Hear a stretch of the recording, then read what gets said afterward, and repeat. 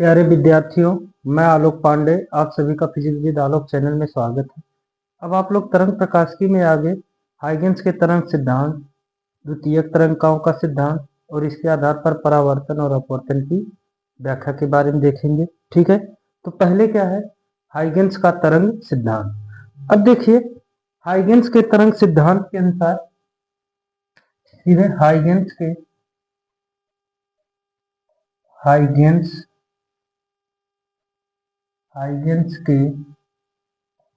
तरंग सिद्धांत के अनुसार हाइगेंस के तरंग के सिद्धांत के अनुसार अब देखिए हाइगेंस के तरंग के सिद्धांत के अनुसार क्या है।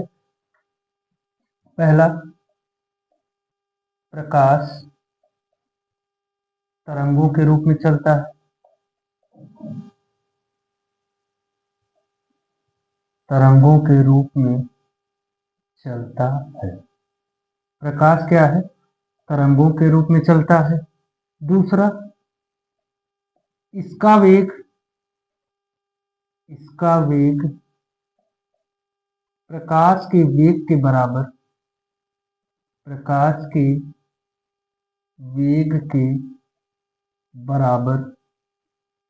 वेग के बराबर यानी 3 × 10⁸ मीटर प्रति सेकंड होता है। ठीक, ये चीज पहला क्या है, प्रकाश तरंगों के रूप में चलता है और दूसरा क्या है, इसका जो वेग होता है वह प्रकाश के वेग के बराबर होता है। तीसरा चीज,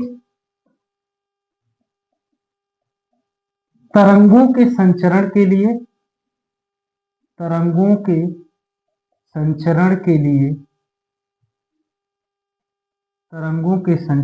लिए माध्यम आवश्यक है।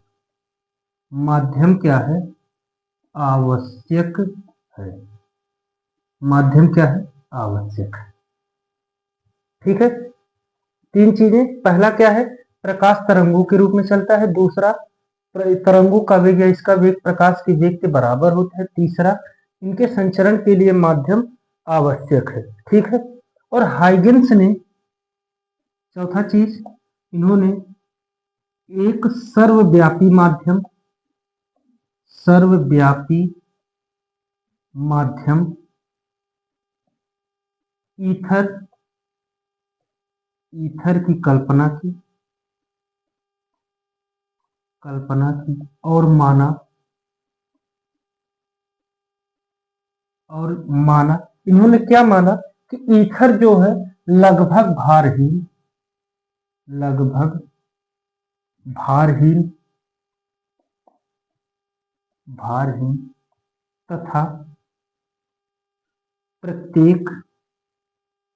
तथा प्रत्येक पदार्थ में प्रवेश कर सकता है। ठीक है, यह क्या है, सर्वव्यापी माध्यम ईथर की कल्पना की और इन्होंने यह माना कि यह जो है लगभग प्रत्येक पदार्थ में प्रवेश कर सकता है। क्यों प्रवेश कर सकता है, क्योंकि इसकी जो है प्रत्यास्थता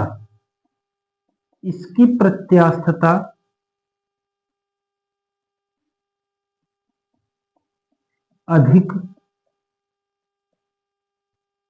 और घनत्व कम होता है। क्यों होता है, क्योंकि इसकी जो प्रत्यास्थता होती है, प्रत्यास्थता वह क्या होती है, अधिक होती है और घनत्व क्या होता है, कम होता है। इसलिए यह क्या होता है, अधिक वेग का मतलब क्या है, प्रकाश वेग। और यह जो प्रकाश का वेग ये क्या है, अंडर रूट प्रत्यास्थता बटे घनत्व। प्रत्यास्था को कैपिटल ई से प्रदर्शित किया जाता है और घनत्व को स्मॉल डी। ठीक है, यानी इसका जो वेग होता है बहुत अधिक वेग, जो क्या होता है अंडर रूट प्रत्यास्था बटे घनत्व के क्या होता है, बराबर होता है, से चलता है। या चलती है। तरंगे जो है ये अधिक वेग, प्रकाश के वेग, जो प्रकाश का वेग वह अंडर रूट प्रत्यास्था बटे घनत्व के बराबर होता है, ठीक है, वहां से चलता है। यह चीज क्या है, हाइगेंस का तरंग सिद्धांत। हाइगेंस का तरंग सिद्धांत क्या है कि हाइगेंस ने इस सिद्धांत के अनुसार इन्होंने चार चीजें कही है। पहला चीज इन्होंने यह कहा है कि प्रकाश जो है तरंगों के रूप में चलता है, ठीक है, और यह जो तरंगे होती है वह प्रकाश के वेग के बराबर होती हैं। तीसरा, तरंगों के संचरण के लिए माध्यम आवश्यक है। चौथा, इन्होंने कहा कि एक सर्वव्यापी माध्यम ईथर की कल्पना की, और यह माना कि ईथर जो है लगभग भारहीन है और प्रत्येक पदार्थ में प्रवेश कर सकता है। क्यों प्रवेश कर सकता है? क्योंकि इसकी प्रत्यास्था बहुत अधिक और घनत्व क्या होता है, बहुत कम होता है, इसलिए यह अधिक वेग यानी प्रकाश के वेग के बराबर अंडर रूट प्रत्यास्था बटे घनत्व से चलता है या चलती है। अब इसके आगे दूसरा चीज है हाइगेंस का हाइगेंस का द्वितीयक तरंगिकाओं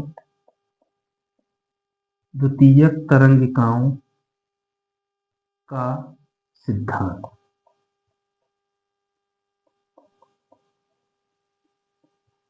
हाइगेंस का द्वितीयक तरंगिकाओं का सिद्धांत। अब देखिए हाइगेंस का द्वितीयक तरंगिकाओं का सिद्धांत क्या है। तो हाइगेंस ने क्या किया, तरंगों के संचरण की व्याख्या करने के लिए एक सिद्धांत प्रतिपादित किया जिसे हाइगेंस की द्वितीयक तरंगिकाओं का सिद्धांत कहते हैं। क्या है, तरंगों के संचरण के लिए एक सिद्धांत प्रतिपादित किया जिसे द्वितीयक तरंगिकाओं का सिद्धांत कहते हैं, और इसकी इन्होंने तीन परिकल्पना दी, ठीक है, इन्होंने क्या किया, तीन परिकल्पना इसकी दी है। तो पहले क्या है, हाइगेंस के द्वितीयक तरंगिकाओं का सिद्धांत। तो सीधे तरंगों के संचरण के लिए एक सिद्धांत प्रतिपादित किया जिसे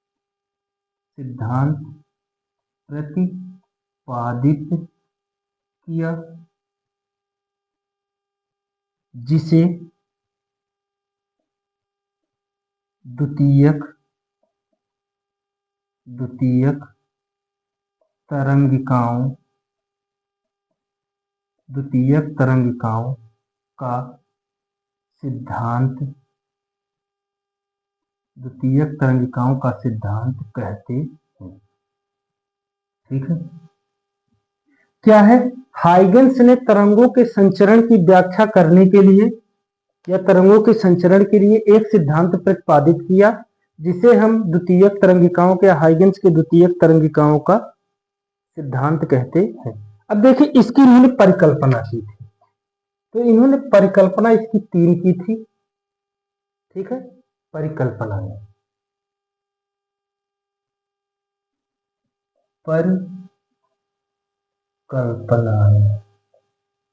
ठीक है। तो इन्होंने तीन परिकल्पना दी। कितनी परिकल्पना दी? तीन परिकल्पना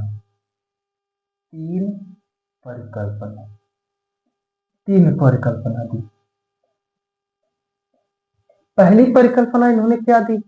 अब देखिए पहली परिकल्पना इन्होंने यह दी कि माध्यम में वह पृष्ठ जिसमें स्थित सभी कण कंपन की समान कला में होते हैं उसे तरंगाग्र कहते हैं। यानी इन्होंने क्या बताया, तरंगाग्र के बारे में बताया, ठीक है। पहला इन्होंने किसके बारे में बताया, तरंगाग्र के बारे में। किसके बारे में? तरंगाग्र, ठीक है। तरंगाग्र क्या है कि माध्यम में वह पृष्ठ जिसमें स्थित सभी कण कंपन के समान कला में, माध्यम में स्थित वह पृष्ठ जिसमें सभी कण कंपन की समान कला में हूं। ठीक, तरंगाग्र है क्या है कि माध्यम में स्थित वह पृष्ठ जिसमें स्थित सभी कण क्या हो, कंपन की समान कला में हो। दूसरा इन्होंने दिया द्वितीयक तरंगिका। दूसरा इन्होंने किसके बारे में परिकल्पना की, द्वितीयक तरंगिका। द्वितीयक तरंगिका। अब देखिए द्वितीयक तरंगिका क्या होती है। द्वितीयक तरंगिका जो तरंगाग्र होता है इस पे जो कण होते हैं, ठीक है, तो ये नए तरंग स्रोत का क्या करते हैं, कार्य करते हैं और इनसे नई तरंगे निकलती हैं। तो इन नई तरंगों को ही हम क्या कहते हैं, द्वितीयक तरंगिका कहते हैं। यानी तरंगाग्र पर स्थित माध्यम के सभी कण तरंग स्रोत का कार्य करते हैं, इनसे नई किरणें निकलती हैं। इन किरणों को ही द्वितीयक तरंगिका या द्वितीयक तरंगिकाएं कहते हैं। यानी माध्यम में स्थित सभी कण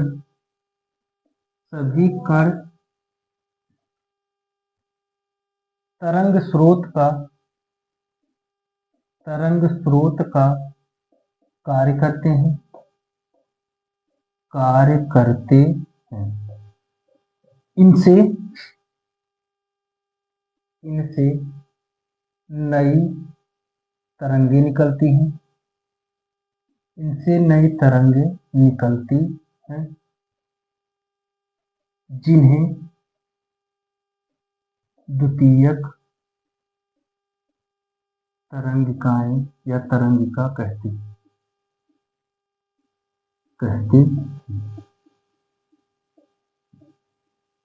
ठीक है, क्या है कि माध्यम में स्थित जो कण होते हैं वह क्या करते हैं, तरंग स्रोत का कार्य करते हैं। किसका कार्य करते हैं, तरंग स्रोत का कार्य करते हैं। ठीक है, और इन तरंगों से सभी दिशाओं में नई तरंगे निकलती हैं।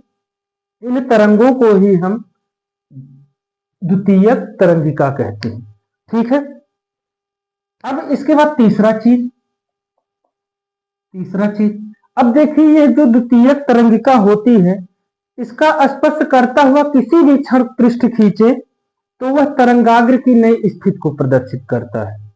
ठीक है, किसी भी क्षण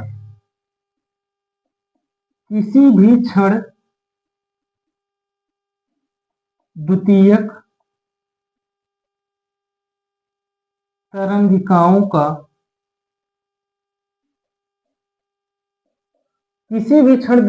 तरंगिकाओं का स्पर्श करता हुआ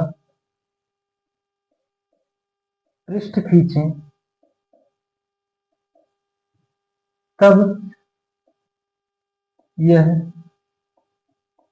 तरंगाग्र की नई स्थिति को क्या करता है, प्रदर्शित करता है। नई स्थिति को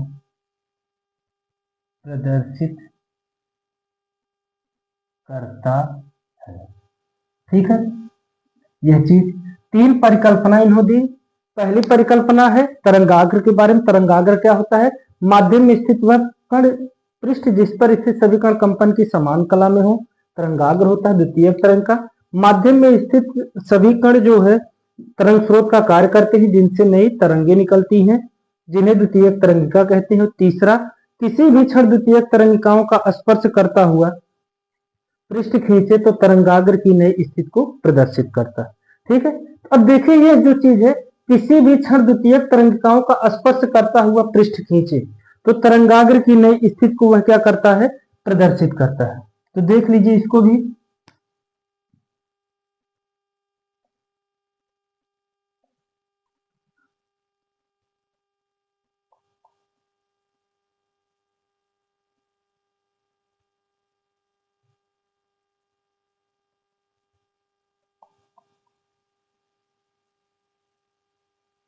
यह ए है, यह बी है, यह ए डैश है, यह बी डैश है, यह ए डबल डैश है, यह क्या है, बी डबल डैश। अब यहां से तरंगे निकल रही हैं। ठीक है, अब इसका हमें क्या करना है, पृष्ठ खींचना है तो हम जानते हैं कि यह पहले गोलाकार बनेगा, क्योंकि गोली तरंगाग्र है ना, तो आप जानते हैं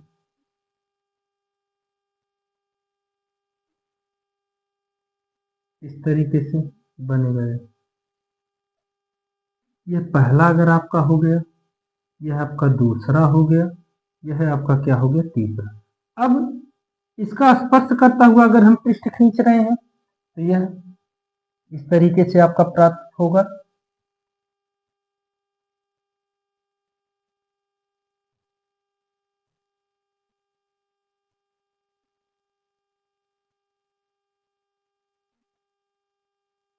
इस तरीके से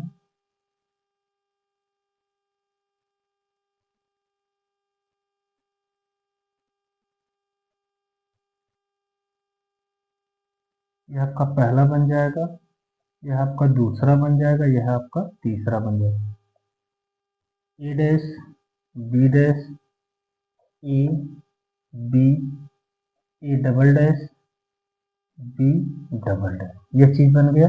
ठीक है, यही क्या है, किसी भी क्षण इसका पृष्ठ खींचा जाए तो तरंगाग्र की नई स्थिति को वह क्या करेगा, प्रदर्शित करेगा। लेकिन इसके साथ साथ सफलता और विफलता इसकी पूछी जाती है, सफलता और असफलता। तो सफलताएं सफलताएं सफलताएं क्या है, पहली सफलता है परावर्तन अपवर्तन की व्याख्या है। परावर्तन व अपवर्तन की व्याख्या, अपवर्तन की व्याख्या। दूसरा व्यतिकरण व विवर्तन की व्याख्या।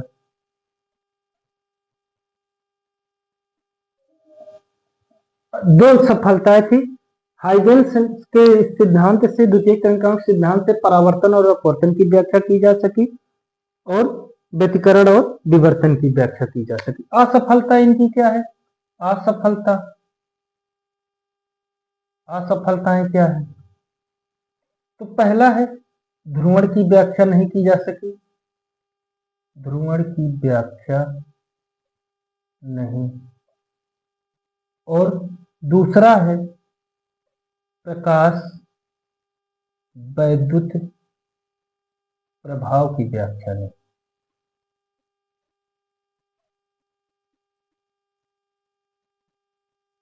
क्यों नहीं व्याख्या हुई, क्योंकि इन्होंने क्या माना था, तरंगों को अनुदैर्ध्य माना था। क्या माना था, अनुदैर्ध्य माना था। लेकिन जब अनुप्रस्थ माना गया तरंगों संचरण की, ठीक है, तब व्याख्या हो गई।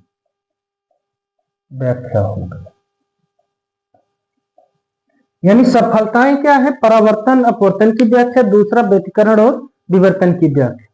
और असफलताएं क्या है, ध्रुवण की व्याख्या नहीं की जा सकी, यानी प्रकाश का जो ध्रुवण होता है। दूसरा प्रकाश वैद्युत प्रभाव की व्याख्या नहीं की जा सकी। क्यों नहीं की जा सकी, क्योंकि हाइगेन्स ने तरंगों के जो संचरण, तरंगों के संचरण की क्या माना था, अनुदैर्ध्य माना था तरंगों को। लेकिन जब अनुप्रस्थ माना गया तब ध्रुवण की भी व्याख्या हो गई और प्रकाश वैद्युत प्रभाव की भी व्याख्या हो गई।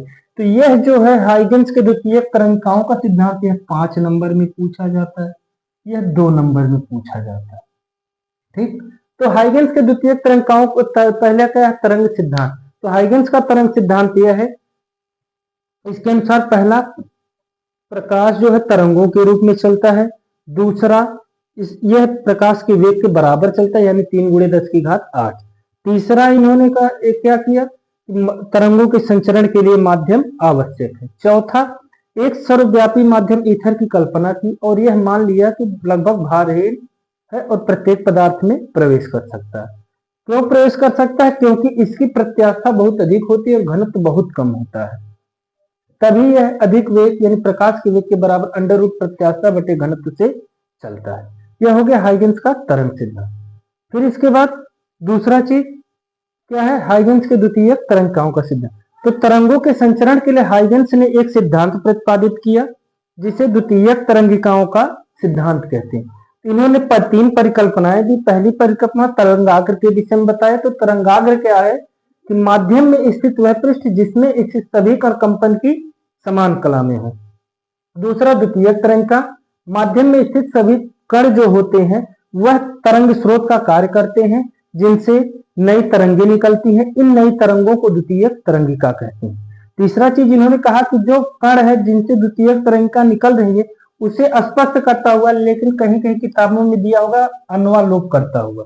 ठीक है, अन्वालोप मतलब होता है स्पर्श करता हुआ।